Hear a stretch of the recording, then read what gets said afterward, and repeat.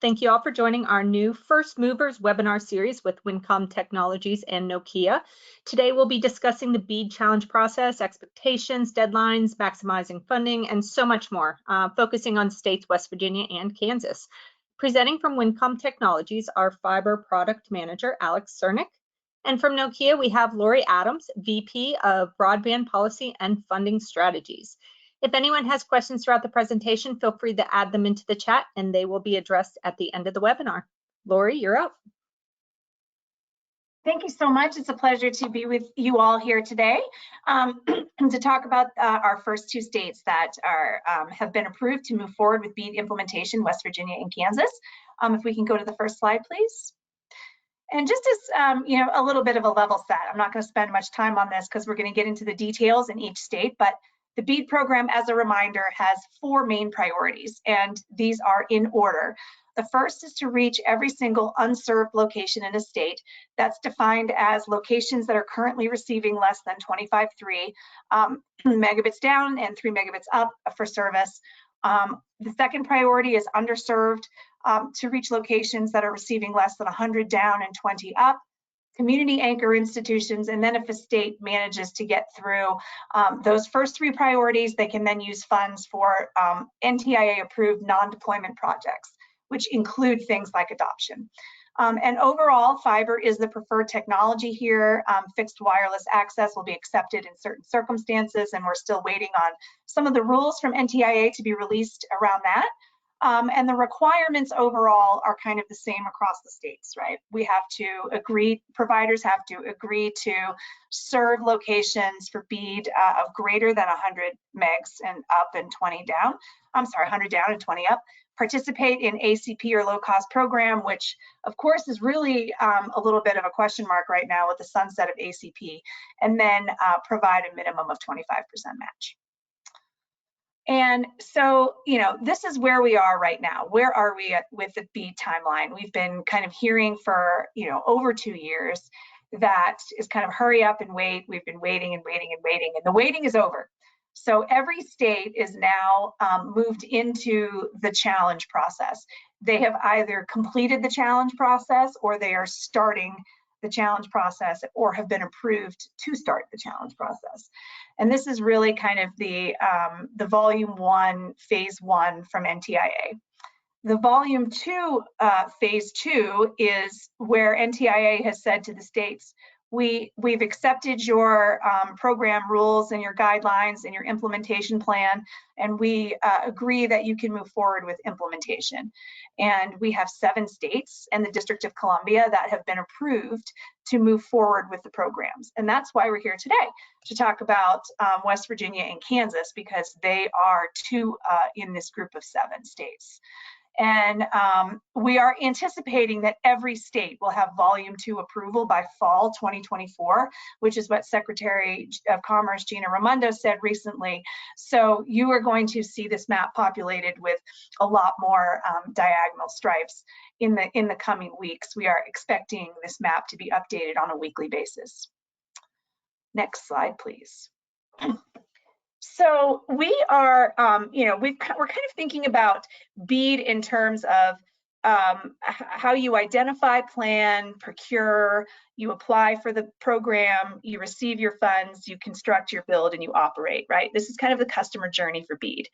And Kansas, for example, there's a singular threshold requirement for purchases, which is that purchases must be compliant with the Buy America rules. And we could spend an entire webinar just talking about Buy America, and we have information that we can give you on that. But just as kind of a little bit of an initial level set, when you are thinking about this strategy for a customer journey, you need to think about when you are procuring your goods and your vendors and your resources. And because BEAD is a program that is going to be launched simultaneously, essentially, in 50 states, we are recommending that you do all of your procurement and all of your purchasing as much upfront as possible. And what this does is a benefit for you all is it locks in your pricing for your grant budget. It increases your application score, and we're going to get to why that is in a moment. We can give you a Buy America certification letter to submit with your application, which helps meet your Buy America compliance requirements. This is going to enable an applicant to spend their matching funds, that 25%, much faster, which is a requirement in West Virginia, and we'll talk about that in a moment too. And this kind of a strategy sort of helps you better manage your drawdown allowances that are tied to meeting milestones. And we put this slide up front because it's just a little bit of a level set to help put in your mind what that customer journey looks like. And we have here, if you click on this twice, I think it'll pull up both boxes. Thank you. This is really just kind of what a sample grant budget for BEAD looks like, and why we tell you that you need to be as specific as possible. And I'm not going to go through this now. I'm sure we'll be making these slides available for attendees after the fact. But just to say that you're going to have to come up with costs for every category that is part of your budget. And you're going to have to allocate a federal dollar and a matching dollar amount in line with each of those line items, as well as details to support it. And this is really something that is kind of in the nitty-gritty for BEAD. It's about how you strategize with your application process, but this is really where grants are going to be, it's going to be a make or break moment, because your budget is either going to support your project or you're going to find that it's underfunded.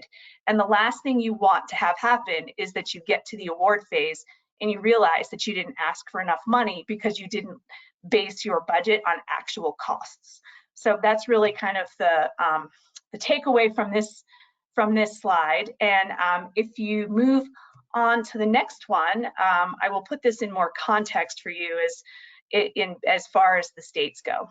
So Kansas, they completed their challenge process, their phase 1 challenge process earlier this year, and they are now in this pre-application intake process phase.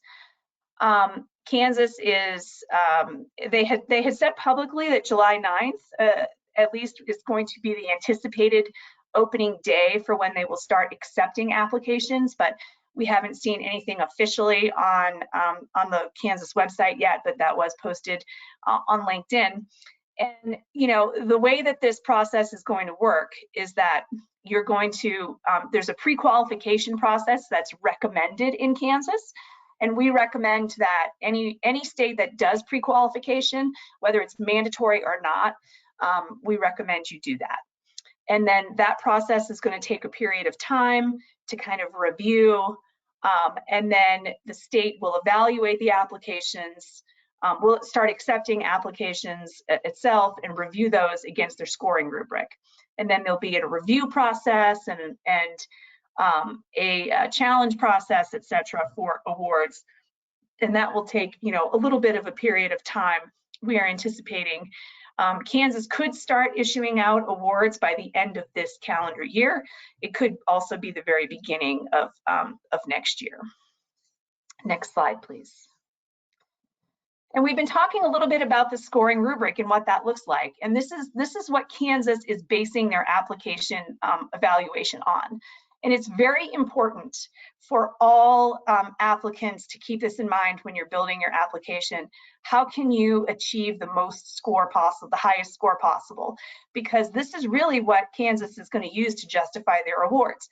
If you have 2 applicants that are submitting for the same project area, it's going to come down to points. And we have grayed out a couple of areas that are not necessarily product-based here, but just to show and highlight how Nokia and how Winncom can support your application with speed to deployment, with network speed and technical capabilities and Buy America compliance. So this is kind of thinking back to that customer journey. This is why it's important for you to kind of name your vendors, secure your partners, and bring them along with your application, because it will help you score more points. Next slide, please. Kansas has a couple of key application requirements here. There's, I'm not going to go through all of these. Every state has their own little quirks. I just want to highlight a couple of things. There's a pre-registration process. It's highly recommended you participate. The project areas for BEAD in Kansas are going to be defined by their school district borders. And so if you are pulling together an application for Kansas, you have to propose to serve all BSLs within at least one school district. And there's a lot of strategies around how to do that, but just keep note of that. The disbursement of funds, the reimbursement of expenses under Kansas will be based on a reimbursable basis with service milestones. And you cannot be reimbursed for a future expense. It has to be a paid expense.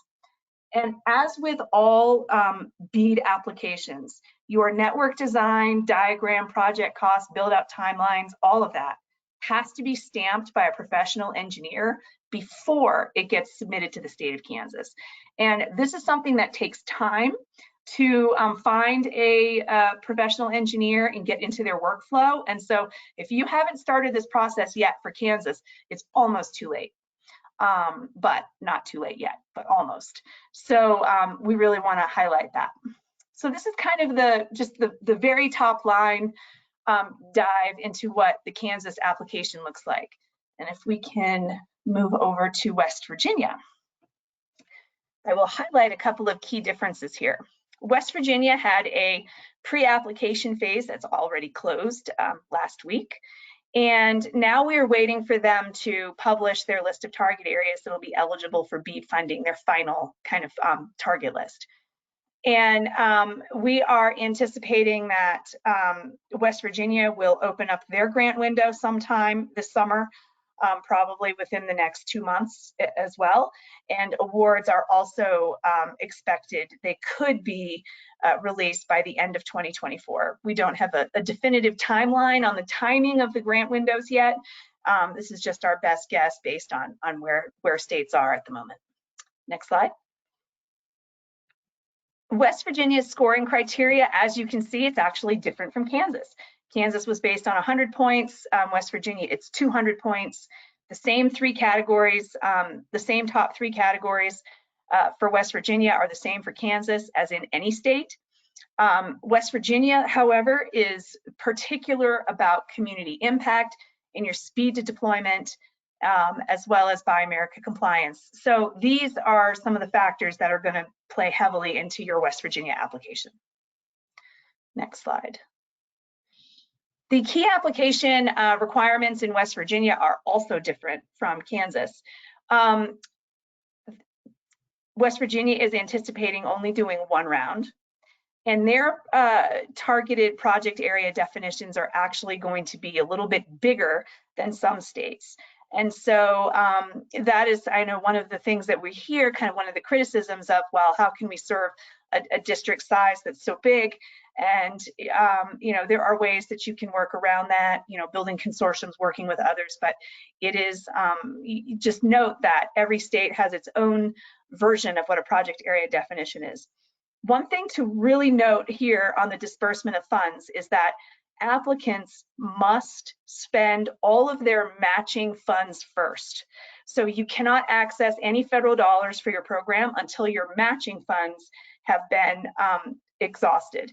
And this is kind of where that customer journey comes in, and you think about that, you know, what you can do to use your own funds to purchase Buy America compliant equipment, products, and assets. By purchasing those upfront, you are actually spending your matching funds faster and can get to the reimbursement faster in West Virginia. They also have the PE certification requirement. And then another interesting tidbit for West Virginia is that the 25% match requirement is on the aggregated project cost. So if you are submitting multiple applications in West Virginia, the 25% just has to be across all of those project areas. It doesn't have to be per project area. And that is a difference that I have not seen in any other states. So, you know, the bottom line here with these state programs is that you're coming up very fast on the application window to submit your application. And there's a lot of work that has to be done to pull these applications better, pull these applications together so that you have the highest score possible and you put your best foot forward. And I'm going to turn this over to Alex now, who's going to talk about services that Winncom has to help you do that. Thank you, Lori. That was excellent content for our customers that are thinking of applying or have already started the process applying for BEAD grants. For the last 6 months, I've worked with WISPs, tribes, rural and telephone cooperatives who have all started this very same process. I'd like to share Winncom's strategy along with some of the programs we can offer to better assist throughout this sometimes very convoluted process. I've used a coin analogy on some of my previous webinars. So like a coin, our BEAD strategy is twofold. One side is product strategy. So Winncom at its heart is a value-added distributor. For almost 30 years, we've succeeded in providing eco-center solutions accompanied with engineering and technical support. Now, this includes products that are BABA certified, that support both active and passive fiber, along with their adjacent accessories. And it also includes BEAD waiver approved electronics and their corresponding complete infrastructure and networking solutions. Our goal is to offer industry-leading manufacturers like Nokia while assisting you in your vendor selection process by offering consultative services coupled with product design support. The second side of that coin is enhanced services. Now, this, however, starts with mapping of your expansion plan. In the start of every conversation there's always been some confusion around how to obtain cost quest information to determine if an area is eligible for funding. Now, to help answer that question, we've developed a cost quest walkthrough document. Now, if you're on this webinar and you have this challenge, please reach out and I can provide it. Now, in addition, we can also help you to determine the areas of eligibility with our proprietary HEX QGIS mapping capabilities. Now, the example I'm showing here in this slide is Upshur County, West Virginia. Now, the program that we're leveraging provides me access to the entire United States. Now, starting from the left image, the yellow hexagon represents areas that are listed as unserved or underserved. Each hexagon is approximately 0.2 miles squared. Now, in the second image, I've highlighted project areas that meet the criteria of the 80% rule, thus fully funded and don't require a match contribution. The third highlights existing technologies that were previously implemented. Now, red relates to fiber, green is CBRS, which either can be GAA or with a PAL license, and blue is DSL. Now, the last image showcases previous funding vehicles. There are several to pick from, but in this particular example, the lower portion of Upshur County was funded previously with RDOF. Now, as part of our value-added service, each hexagon can be exported into a Google Earth KML file. Now, each hexagon also showcases the number of locations, the number of units, GPS coordinates, cost quest level 8 ID numbers, along with BEAD eligible housing units that have capacities below 100 megabits per second.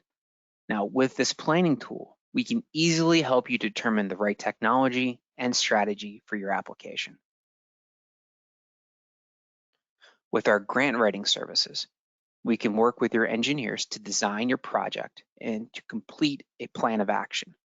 Now, using a high-level design, we can create a project budget listing out everything you need to implement your project. Now, this could include the executive summary, the project or budget narratives, the budget spreadsheet, a collection of all the financial information, and the digital application submission. In addition, we can offer post-award compliancy services, things like compliancy consultant, performance reporting, invoice reimbursement, and closeout reporting. With this slide, I wanted to provide an overall expectation of timeline. Lori said it several times, time is of the essence. So what I want to showcase is that first part here, standard minimal time. Once this is submitted or started to submit, it could take anywhere between 6 to 8 weeks to finalize with this process. Now, what that looks like, usually 3 to 5 business days to onboard. That's setting up the meetings. It's the processing the application that could take the longest. The more information you have readily available, the quicker it is. There is a quality control team associated to this to review all the applications. At that point, we'll derive the narrative, we'll submit the application, we'll answer any questions that might come up. And then, as I mentioned previously, there is support with RFI support and post-award compliancy as well. Now, what you see here is a grant writing checklist. So this came from Louisiana, their ISP requirement list, which was 6 pages and quite honestly, really hard to follow. So what we did is we reformatted this, put this in a more logical sectioning where we can see with project scope or service area or business and operational plans, highlighting and detailing everything you'll absolutely need to be successful. And then with this information, we take that and that helps us develop that grant writing plan and application. In addition to that, we do offer professional engineering services. So this gives us, for lack of a better word, a force multiplier. It gives us up to 115 design engineers, 50 plus poll techs, 200 plus OSP design engineers, project managers. But simply stated, we can offer high-level and low-level fiber designs. We can do site analysis. We can do GIS mapping. We can put boots on the ground in all 50 states. So if this is something that you need, by all means, we have the ability to help support you. Lori also mentioned for both Kansas and West Virginia, there are PE stamp requirements associated to each one of these applications. What you're seeing here is a SKU-based representation of that. We're able to either approve something you've already put together, or we can start from absolute scratch and develop entire PE drawing. It's a SKU-based system. The cost essentially or duration, how long it is. But again, this is a service that Winncom can help you with. We tie this all together with one of our financial partners, Leaf, and they can help us twofold. One is to help reduce the burden associated to CapEx. Grant writing and professional engineering, even PE stamp drawings have upfront costs. With our Leaf service, we're able to carry that cost over a duration of up to 3 years. As Lori also mentioned, with pre-registration and with the application process, purchasing products ahead of time decreases some of the match capabilities. We're able to offer up to a 5-year lease plan, essentially a lever you can pull that would allow you to manage and maximize your cash flow. And again, both of those are offered with our Leaf program. And then we tie this all together with our proprietary BEAD portal. On that site, we keep repositories of previous webinars. You'll see the first one we just did last week was a panel discussion, aerial versus burial regarding BEAD for fiber. We have a list of all of our services, grant writing, professional engineering, financial services, and more details where you can see SOPs, you can see walkthroughs, you can see presentations. We have a list of all of the state funding. This is an alphabetical list, all 50 states, dollar amounts associated to it. And then as you dial into each one, you'll see the timelines. What's been accomplished, one was volume 1, one was volume 2, the challenge process. You'll have embedded hyperlinks directly to those states' websites as additional value add. And then we have copies of all of the documentation, the volume 1, the volume 2, the 5-year plan. If there's a challenge process walkthrough, all that again is meant to be at your fingertips. And then the last aspect of this is we have a list of all of our suppliers that are either BABA certified or fall into that unavailability waiver exemption. So you can see SKUs, you can see product positioning and information. And again, this is a very easy to get on tool. It's registration, which just requires your email address and whatever password you like. Approval happens within a couple of hours and you get access to all that proprietary information. And then the last thing I would state is Winncom has been doing this for over 30 years. We're a value-added distributor. We do, in addition, have supply chain solutions and additional engineering services and support. And our goal here is not only to help you understand the BEAD process and to partner with industry leaders like Nokia, but it's to offer that turnkey of experience, to simplify, quite frankly, complicated experience by offering everything: mapping support, grant writing, professional engineering, and best of breed products and technologies, coupled with our engineering capabilities and support. So what I would suggest if for next steps is, again, time is of the essence. Either reach out through chat, reach out through the contact information below, bead@winncom.com. We've included Lori's information there. We'd like to sit down and have a one-on-one consultative call with you to understand where you are in this process. Is it in the beginning where mapping's assistance? Do you need help with professional engineering or PE drawings? Do you need assistance with grant writing? Essentially, our teams are here to work with you to help you through this process. And again, that website portal is listed at the bottom, wincomus.com/BEAD/. And again, just put in your email address and a made-up password. Now, we'll open this to any questions that might have come up within the presentation. Sure. Thank you, Alex. We have 4 questions. The first one is, what should providers be doing now? I'll start off by saying everything, right? And what I mean by that is you've got to pay attention to what the rules are in the state. If you're pulling together an application in Kansas or West Virginia, make sure that you look at their BEAD initial proposal volume 2s as it was approved, and start pulling together all of the parts and pieces and things and documentation that you're going to need that are part of this. Winncom can help walk you through that and streamline this process for you. And Alex, I don't know if you want to add anything onto that. I think that's perfectly said. Again, just reach out via one of those email addresses or through the chat with your information, and we like to just schedule that consultative call where we can go over the details of what you need based on your experience so far. Okay, great. Number 2, haven't the states decided who is going to get the money already? You know, this is something that we hear a lot out in the field. You know, I'm talking with rural providers and talking with ISPs and others who are interested in BEAD. And you hear a lot from the bigger carriers that that the states are going out of their way to make sure that the smaller providers can participate. And then the smaller providers tell you that it's already been decided that the states are going to participate with the bigger carriers. And the reality is that neither of those things is true. And if you talk to the state broadband offices, you'll know that they are doing everything in their power to encourage a wide grouping of applicants. Anybody who's interested should participate. But one thing that they are talking about is the need for those applications to be tight, right?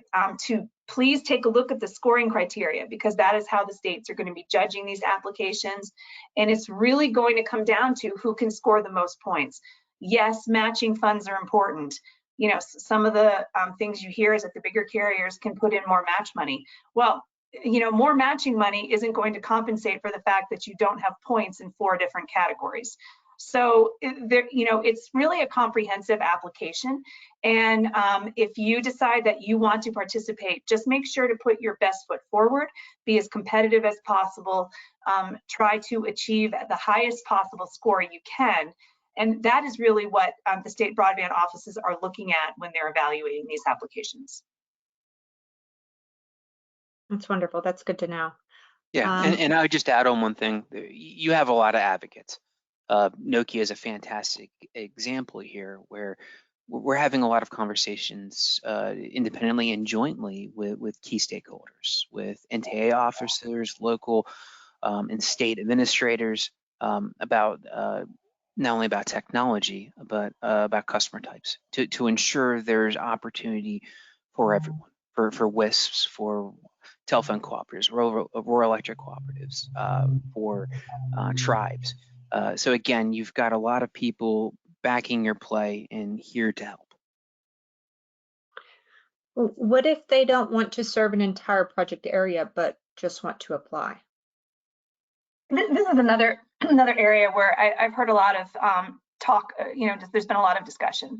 And the matter of the fact is that there's no easy way to do this for states, right? Whether the state dictates the project area, as is the case in West Virginia and in Kansas, or if, like in other states, such as I think potentially Texas and Missouri, where you can draw your own boundary, your own project area, there's still no easy way to evaluate applications kind of apples to apples here. So first and foremost, there's no such thing as a perfect project area.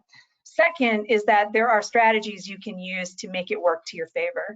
In talking with some folks in some other states who have bigger project areas to contend with, what they are looking at is building a consortium. So a couple of smaller providers, for example, who would go in on the same application. One provider would agree to serve, for example, the northern part of the project area, and the other provider is going to serve the southern part of the project area. That way, each one, they cover the entire county within one application, or the entire project area, but it's being done in a way that makes sense and requires the least amount of building and the least amount of costs. So there's a lot of strategies that you can use to make the project areas work for you. But of course, in order to do that, you have to dig in and kind of really take a strategic look at that now. Okay, there is one more question here. With BEAD seeming complicated and other funding programs appear better suited for needs, should we just wait for those other programs to launch more rounds of funding? This is another one, so there are about, within the last couple of years, there has been $100 billion worth of funding pushed out into our marketplace for broadband infrastructure programs. This includes BEAD in that 100 billion. And you have to keep in mind that the priorities of BEAD is to close the digital divide, right? The purpose of BEAD is to reach every single unserved and underserved location in the country. Now, we know that there's no such thing as a perfect map either. And so as soon as, every state is finalizing their locations, inevitably there will be things that get missed. Locations that weren't found in time, or that were part of other funding programs that never got built. However, $42 billion is a significant amount of money. And if BEAD is successful, if in fact this program does seek to connect to all of the vast majority of locations that are out there, future funding programs won't have many locations left to build to. So, keep in mind, federal funding programs are going to be using the same maps, the same criteria, similar criteria for identifying eligibility. And so, if you sit out BEAD and wait for the next funding program, you may find that there's only a couple of locations, a handful or less, in your project area or in your territory that would be eligible for government funding. So, the rule of thumb here for BEAD is, if you think you want to build, if you think you want to increase your service territory, or build greenfield and get into the business, BEAD is the time to do it. Don't sit this out. Don't wait. It's a mistake to wait, because you just don't know how much money will be available for how many locations in the future. No, well said. Wonderful. Any last words? Just to take this opportunity to thank everybody. I certainly appreciate your time. And again, just to reiterate, please reach out if we can be of assistance. Lori, did you have something? Yeah, I was just going to say that, it takes a village to put these applications together, and, Winncom very clearly laid out the capabilities they have to help you put that village together. And it's in your best interest to make sure that you carry your vendors and your resources along this customer journey with you, this application BEAD journey. And so please reach out, and we're happy to help. Good luck. Thank you, Lori and Alex. As a quick reminder to everyone else, part 2 of our series featuring Nevada and Louisiana will be on June 13th at 2 p.m. Eastern Standard Time. So please keep an eye out for that registration link. We will be providing to your email inbox shortly, as well as the links to this video presentation and slides. So I hope you all have a wonderful rest of the day, and thank you for joining.